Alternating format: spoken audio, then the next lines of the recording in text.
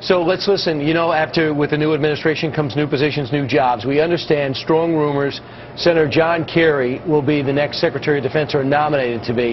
Is that the right choice? I think that the president has we have to give the president some ability to name his team. At the same time, the Congress, the Senate of the United States has its responsibilities of advise and consent.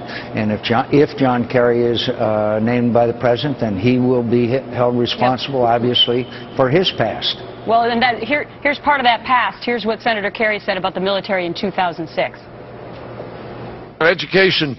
If you make the most of it, and you study hard, and you do your homework, and you make an effort to be smart, you can do well. If you don't, you get stuck in Iraq.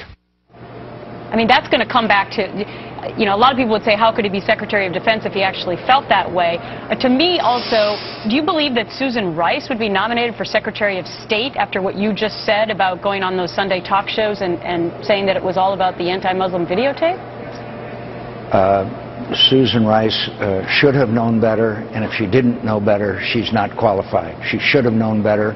I will do everything in my power to block her from being the United States Secretary of State. She has proven that she either doesn't understand or she is not willing to accept evidence on its face. There's no doubt 5 days later what this attack was. And look, I was on Face the Nation that Sunday. Right after her came the president of the Libyan National Assembly, who said this was Al-Qaeda. And everybody knew that. And so she went out and told the American people something that was patently false and defied common sense. Right. And would you block John Kerry?